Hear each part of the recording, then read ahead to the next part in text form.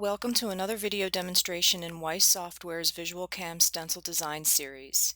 In this demonstration, I'm going to go into detail of how to use the Stencil Footprint Shape Library dialog box to define paste shapes. I start by going to the Stencils menu and selecting the Setup and Assign Shapes command. You can also access this command using the Setup Assign Stencil Shapes button located on the Stencil toolbar. A third way to open up the Stencil Footprint Shape Library dialog box is to right-click on an individual part and choose Open Footprint Shape Library from the list of options. When using this method, note that rather than starting with the first footprint in the list, the device on which you right-clicked will be highlighted. So let's take a tour of the Stencil Footprint Shape Library dialog box. First of all, the dialog box is resizable and can be made larger if necessary. And as you can see, the box is split into two major areas, the Paste tab area on the left side and the Preview window on the right side. We begin the tour with the Preview window, where the currently selected footprint and its paste shape are displayed. Above the Preview window, you will see lines of text that display information about the footprint and paste shapes assigned for the selected pins. When the dialog box opens, the pins are already selected. To select or deselect footprint pins individually inside the Preview window, just left-click on them one at a time or window around them. The selected pins will be highlighted and are the ones that will be set according to your shape selection.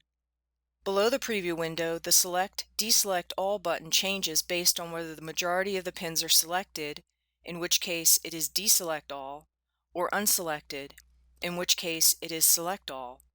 As indicated by the label, it will either select or deselect all of the pins. You can also right-click on the pins in the Preview window and choose Select All or Unselect All as well. When making changes to parts, note that multiple footprints can be selected at one time. When multiple footprints are selected, all pins of all selected footprints will be affected by any change to the paste shape assignment. An individual pin selection deselection is disabled. Other options are available in this menu as well. Rotate Angle, Rotate Horizontal, and Rotate Vertical. Rotate Angle will invoke another dialog box where you can enter a specific angle in order to rotate the footprint. Rotate Horizontal will rotate a two-pin part so that two selected pins are horizontal to each other. Rotate Vertical will rotate the part so that two selected pins are vertical to each other. Note that if the vertical or horizontal version of the rotate command is invoked and two pins are not selected, either more or less, then you will be prompted to select two pins prior to invoking the command and the command will be ignored. Two other options on this right-click menu are Paste Pad Justification and Pin Location. Use these settings to fine-tune your paste shapes on specific pins if the desired shape cannot be accomplished using the Paste tab settings, both of which I will describe shortly. To change the view in the Preview window, just like in the main VisualCAM window, press the plus key on the keyboard to zoom in, the minus key to zoom out, and the Ctrl-R keys to restore it to full view. Scroll bars are also available when the entire footprint is not visible.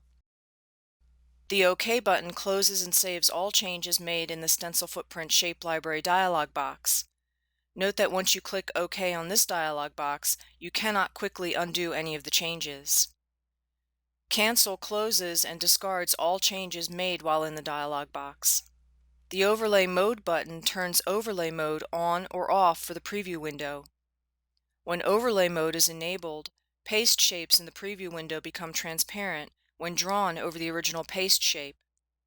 When overlay mode is disabled, the paste shapes obscure whatever is drawn underneath them. Now let's take a look at the Paste tab. Before we get into the details of how each control affects the design, let's talk about some of the things you should keep in mind when making changes to your footprints. Paste shapes are saved in shape sets. The currently selected shape set is the one to which any edits within the dialog box will be applied. Multiple shape sets are supported so that you can create different sets of shapes for different requirements. Note that during the paste generation command, you will be prompted to select the paste shape set to use during the generation process. It is permissible to not assign any shape to a footprint or a selected pin. During paste generation, there is an option to use the pin's shape if no other shape is associated with the pin. One area of potential confusion involves how the specifications of the shape in terms of height and width and the orientation of some shapes, home plates, MILFs, etc., apply in specific situations. For instance, given a quad package like the one shown here, each pin of a footprint has a relative location. For example, top, bottom, left, right, or center. For pins that are left, right, or center, width is the vertical direction and height is the horizontal direction. For pins that are top or bottom, the width is the horizontal direction and the height is the vertical direction. Another way of thinking about this is that the direction pointing towards the center of the footprint is always considered height, and width is the other direction.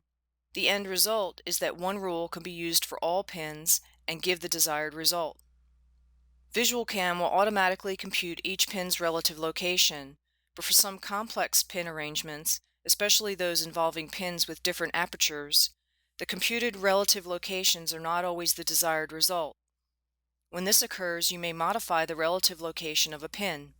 With a footprint selected in the preview window, right-click the pin to be modified and a pop-up menu will appear. Select Pin Location and another menu will be displayed with 5 options: center, left, right, top, and bottom. The relative location assigned to that pin will be checked. To modify it, simply select the new desired relative location. So let's go into more detail now and talk about the Paste tab controls. At the top are 4 columns of information about each footprint and device associated with each footprint. These can be arranged to your preferences. Left-click on the column headers to sort the rows in ascending or descending order. Left-click and drag the column header left or right to reorder the columns.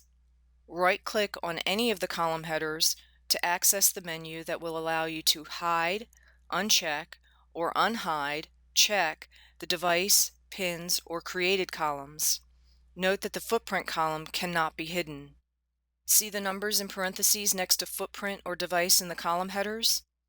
The first in the set is the number of items displayed in the list, and the second is the total number of items in the library. So when viewing all footprints, if for example it shows 32 out of 25, this means there are footprints in my library that have multiple devices. If I change the setting to show only the footprints that are being used in the design, the numbers will change accordingly. Paste modifications are done on the selected footprint. In some instances, you may want to use the same footprint with different paste shapes assigned. In this case, you will have multiple devices with the same footprint name. When displaying the device column, you will see both footprints and the associated device. If you hide the device column and you see a footprint with a number in parentheses next to it, this tells you the number of devices in the design using that footprint. Note that all changes made in the dialog box only take effect once the OK button is selected. Choosing Cancel will close the box without saving any of your edits. The following menu options are available by right-clicking anywhere in the footprint list. When the dialog box is opened, all the footprints will be listed. To see only those that still need shapes assigned, select the List Footprints Without Shapes option to filter the list. The unused footprint options are either on, checked, or off, unchecked, and will only appear in the list if there are unused footprints in the design. If you select the Delete Unused Footprints option, all footprints that are not used, identified in the currently loaded design, will be removed from the list. The Delete Footprint command does offer a confirmation dialog box for the footprint to be deleted. Once you are familiar with the software, you may check the box to display this dialog only if Shift key is pressed, so you do not have to confirm each time. When this option is selected, the setting is saved to the registry so that all new sessions will not display the confirmation dialog. When the device column is visible, you can add a device to or delete a device from the list. Shape Set permits the user to select an existing shape set or to create a new shape set. A shape set is where you define all the paste shapes to use with the currently loaded footprint library. There is support for multiple shape sets, allowing you to have different shapes for the same footprint. This is especially useful when using a master library for multiple customers that each has specific requirements for their paste shapes. The currently selected shape set will be used to generate the paste layer. Once the shape set is established, all subsequent settings lower down on the Paste tab are saved within that shape set. So here I'm going to drop down the list and choose the New option. When the new Shape Set Name dialog box opens, I can either keep the default name provided by VisualCam, or I can name the new shape set. When I click on the OK button, the new shape set name now appears in the list.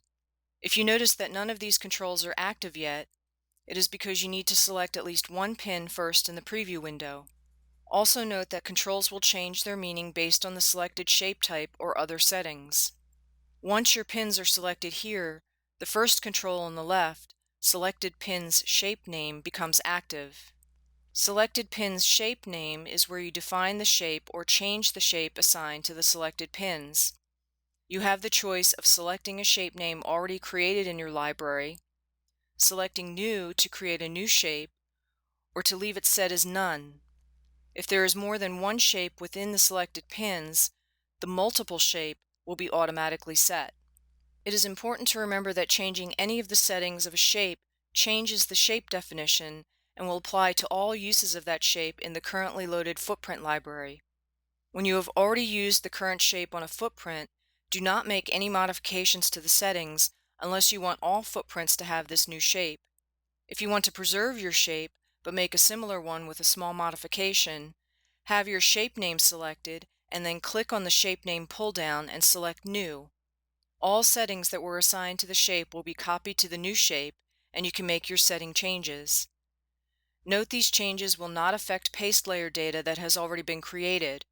The changes will only apply if and when the paste data is regenerated. Again, shapes are assigned to footprint pins and saved in the currently selected shape set. If no shape is associated with the pin, no paste will be generated unless, during paste generation, you choose the option to use the pin's shape if no shape is associated with that pin. This option will give you the original pin shape one-to-one on the paste layer.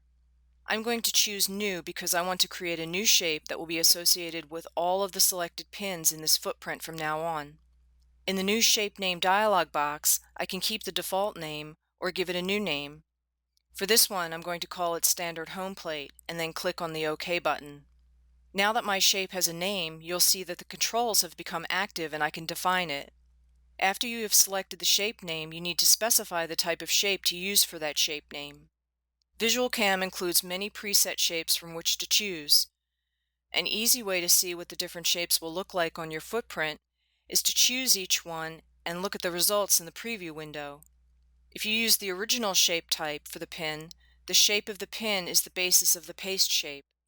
Note that for custom apertures, only rules that modify the size based on area percentage are valid. You will see a circle with an X through it if the shape you are trying to create is not valid. To reduce or eliminate custom apertures, see the Customs to Intrinsics command. Choosing Aperture means an aperture previously created or loaded into the VisualCam aperture list will be selected.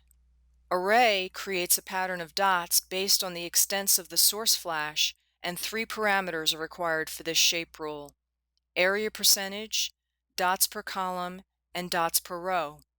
Optionally, you can stagger the dots on odd or even rows. The size of the dots is computed to meet the area percentage requested. The dots are spaced evenly with the same distance between the dots and the extents of the original shape. Note that if the area percentage is so great that the dots overlap, then the dots will also extend outside the extents of the original shape. So for my first footprint, Standard Home Plate, I'm going to choose the Home Plate shape type. Underneath the shape type are the options for setting the size of the shape. If I select the option Area Percentage, the actual height and width of the original shape are calculated to produce that percentage, and the same percentage change in both height and width are maintained. The resulting area percentage is the closest that can be obtained using whole percentage point changes. Also note that other modifications such as rounding corners or window pane will change the reduction amount to include those changes, so the size reduction will change as well. Notice the information block above the preview window is updated as you make these changes. You also have the option of fixing the height and width by a certain size, increasing or decreasing them by a certain percentage, or offsetting height or width by a specified amount. I can increase or decrease the shape, height, and width, for example, decreasing the height and width by -25%. I can also change the protrusion length, which is active for shapes that have insets or protrusions like the home plate, inverted home plate, MILF, and snub nose shapes. Here you can see what happens when I type 50% in the text box. There are other options that only become active based on the shape type selected. For example, if I change the shape type to dog bone, I can now change the waist width. If I choose the MILF shape, I can change the inset width. Choosing the array shape activates the dots per column, dots per row, and stagger, array, row controls. Corner radius specifies the radius of the corners of the shape, and it is only enabled for shapes that have corners. After entering an amount, press the Enter key to update the preview window. Types that include corners will also activate the chamfer corners option. This will bevel the corners of your shape. There is also an option for custom corners if I only want certain corners rounded or chamfered. Reverse direction is for shapes that have a directional aspect, like home plate, inverted home plate, MILF, bullet, snub nose, and triangle shapes. The direction of the shape may be reversed. Note that for these shapes, the default direction is always pointing inward. Reversing the direction makes the shape point outward. Also note that center pins are treated the same as bottom pins if a direction is required. Remember that the direction of the shape is based on the pin's relative location. Earlier, I mentioned setting a pin's location: center, left, right, top, and bottom. This is where it can be used to control the direction of a shape. To shift the shapes so that they abut the specified edge of the original shape, select the Justify the Replacement Shape to option. You can also specify whether the shape should abut the inner or outer edges and whether it should be offset and by how much. Justification of the paste data may also be controlled on individual pins. To do this, in the preview window, right-click on the pin to which you wish to apply special justification settings and select the Paste Pad Justification menu option. In the submenu, choose from the desired justification. When the paste justification of a pin is set to anything other than none, you will be asked for the X and Y offset to be used. Note that the pin offset is used in place of any offset specified in the Global Shape Justification offset. If only one offset is needed, the other can be set to 0.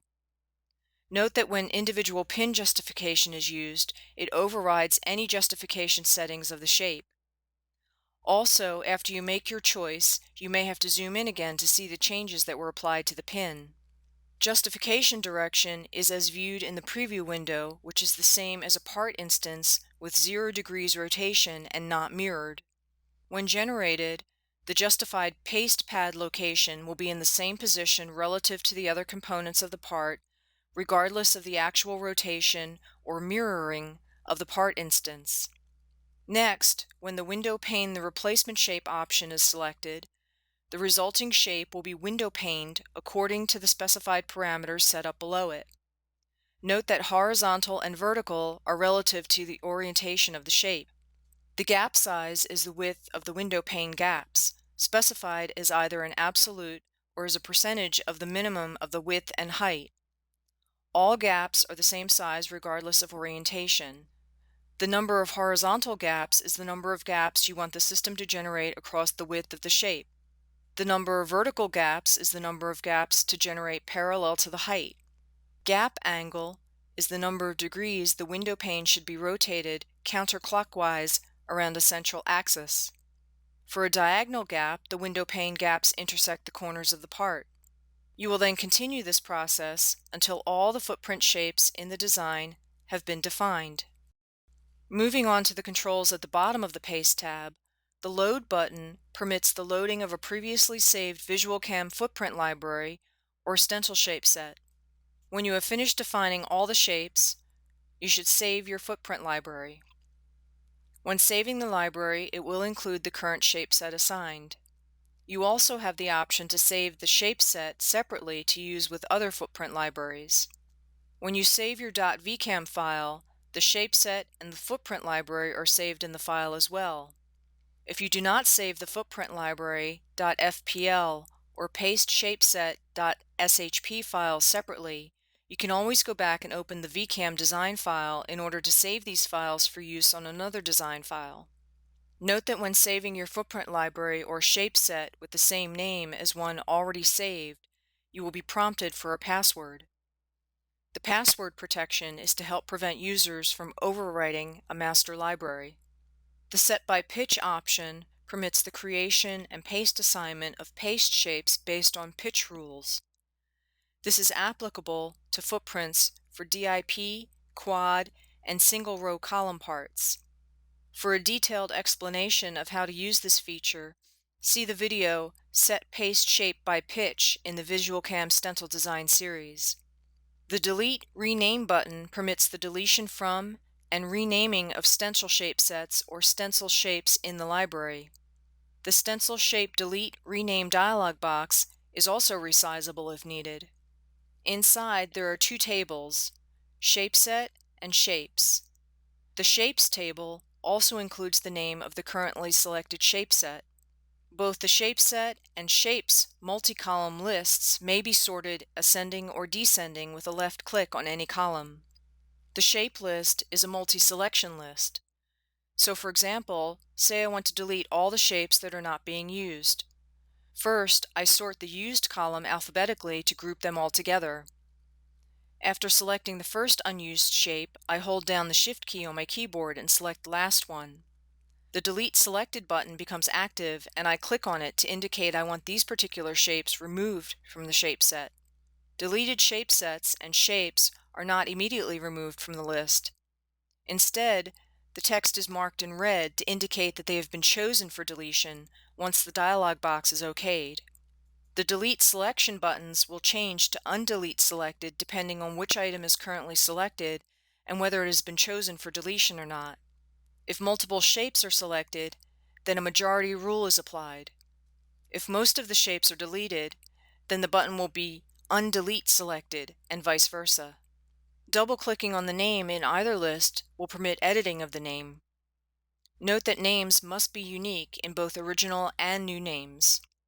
For example, you cannot rename the bullet shape to oblong without first okaying the dialog box between steps.